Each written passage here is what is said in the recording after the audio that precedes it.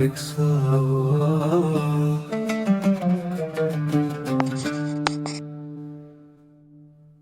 Hello everyone, this is Diala Jauhari and I'm here to help you learn Arabic. Guys, if you are here with me, means that you know how to read and write Arabic very well. If you still don't know how to do that, please go ahead and study first the Fundamental Arabic course, which is a course uploaded on my YouTube page, and then start with the grammar course. It's better for you to start with this order to get things right. Okay, so let's get started. So you guys, today we're going to talk about how to say marhaban and wada'an in Arabic, which means hello and goodbye in Arabic. First of all, you have to know that Arabic language is made up of two main forms, the formal Arabic, known as Fusha, and the colloquial Arabic, known as Ammiya. Each form has its own set of vocabulary, and in certain cases, its own grammatical rules. Yeah, it's as if you're studying a new language. I know, it's weird, but I don't want you to panic, you guys. Don't worry, you will learn both forms clearly and simply as we go through the lessons. So first of all, let's start with how to say hello in Arabic. And let's talk about the formal Arabic first, which is called Fusha. In fact, to greet someone in Fusha, there are two common expressions you can use, which are Marh'aban and Salamu alaikum. And first of all, let's discuss what is the real meaning behind these two words. Let's start with the word Marhaban. This word comes from the Arabic root, which is rahaba, and this word means to be like open and spacious, to welcome someone with openness and spaciousness. So when you say marhaban, you're literally offering someone a wide welcome or a space of comfort and friendliness. In fact, marhaban is the noun rooted from the word rahaba, which is a verb. So it literally means to greet someone openly and spaciously, but in fact, it means it is used as to say hello or welcome to a stranger or a friend. Now, Salamu alaikum, this beautiful phrase means literally peace be upon you. Salam means peace. The word salam means peace. Ala means on. And kum is a pronoun which means you. So the word becomes Salamu alaykum. Salamu alaykum. Salamu alaykum. Okay, and I want you guys to know that the typical response for the word marhaban is ahlan. When you say marhaban to someone, he has to reply with the word ahlan. Or vice versa, if someone tells you marhaban, greets you with the word marhaban, you have to reply with ahlan. But the response to salamu alaikum is wa alaikum salam. And it means, and peace be upon you too. Okay? So if someone says salamu alaikum, you have to reply with wa alaikum salam. Salamu alaikum wa alaikum salam. Okay? And let's take a sample conversation. Let us try together. I will say first and you reply to me. Okay? Salamu alaikum. Very well. You have to say wa alaikum salam. Salamu alaikum. Good. Wa alaikum salam. While if I say marhaban, you have to reply with excellent. Ahlan. Marhaban. You reply with ahlan. In spoken Arabic, we usually use these two expressions. We also use the word salamu alaikum, and this expression is usually used in all Arab countries. And we also respond with wa alaikum salam. So we say salamu alaikum, and the other one, which we are talking to, reply with wa alaikum salam.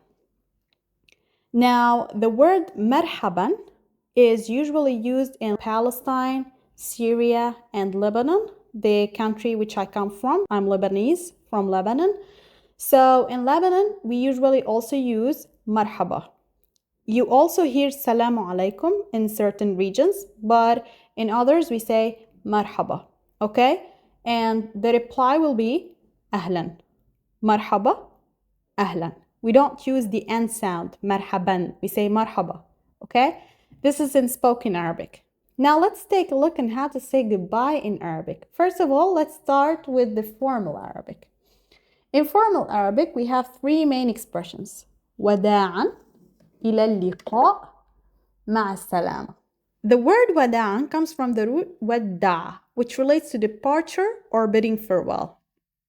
But you have to know, guys, that the word وداعا is usually used to someone you know is leaving you for a long time or in more formal contexts.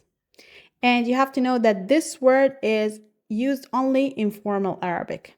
Now let's go to the second word, which is إلى اللقاء. Repeat after me, guys. إلى اللقاء. إلى اللقاء. إلى اللقاء. Please, you guys, don't say إلى اللقاء. It's not ka and it's not ka. It's qa. Okay? It results from the deep sound you do at the bottom of the throat. Okay? The lower part of the throat. So it's إلى اللقاء. And if you're still finding difficulty to pronounce this letter, please go to the Fundamental Arabic course and try to practice very well on how to pronounce this letter. And I will upload also an additional articulation course which will enable you to practice more on how to pronounce difficult letters in Arabic such as qa, ain, ha, and etc. Okay, let's go back. So the word إلى اللقاء is typically formed of the word إلى, and it means until, and the word liqa, which means meeting.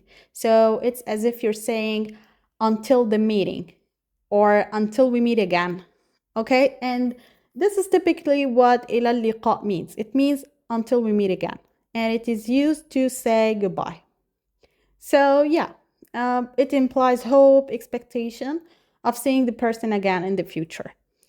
Now the word مع السلامة. Please also repeat after me. مع السلامة. مع السلامة. مع السلامة. مع السلامة.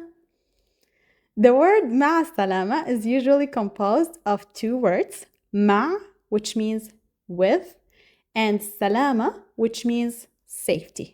So it's مع السلامة, with safety. And it is used to say go with safety. Okay, it's as if you're saying go with safety. So that word is used to say goodbye, but it literally means go with safety. So it's a kind and caring way to say farewell. Okay, very well. So the expressions are وداعا, إلى اللقاء, مع السلامة. Yeah, now to say goodbye in spoken Arabic, you have to use none of the previous explained expressions. Yeah, I know it's difficult, but yeah, if you're writing or you're speaking aloud in a formal speech, you have to use these three expressions if you want to say goodbye. But if you come here to Lebanon and you want to say goodbye, actually you don't use any of these. Well, in Lebanon, we usually say bye, the same as English, or we say yalla bye. And yalla is the word which is very specific to Lebanese people. Only Lebanese people say yalla. So we say yalla bye. Means yalla here means all right then, but it doesn't actually only mean all right then. It has several meanings, and we use that word a lot. So we say yalla bye as if we're saying all right then, bye. So yeah, but in other countries you use salam, which is a shortened version for salamu alaikum. And I want to say that in some countries, people use the word ma salama.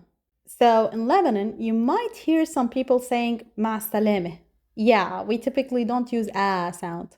In spoken Lebanese dialect, you usually say a instead of a. So all words that have a sound, you use a instead. So you say Lebanon and not Lebanon. So مع السلامة, not مع السلامة.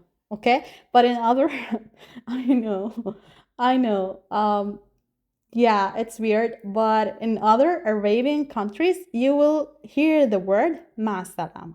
So yeah, so in spoken Arabic, you usually say salam, or in certain Arabian countries, you say مع السلامة, and they will know that you're saying goodbye. It's not weird at all. But in Lebanon, if you visit Lebanon after a certain time, or you meet Lebanese people, to say goodbye naturally, you have to say yalla bye. Okay, it's more common here. So yeah, now you know how to say hello and goodbye in both formal and colloquial Arabic. But you have to know that the expressions that we've discussed, be it informal or colloquial, are used in everyday conversations with friends, family, shopkeepers, and strangers alike. Okay? The tone can shift, of course, slightly depending on your relationship with the person and the context, but we use the same expressions. So, yeah, and by this, I will leave you here and I will say, as Lebanese people, yalla boy. Arabic Sahel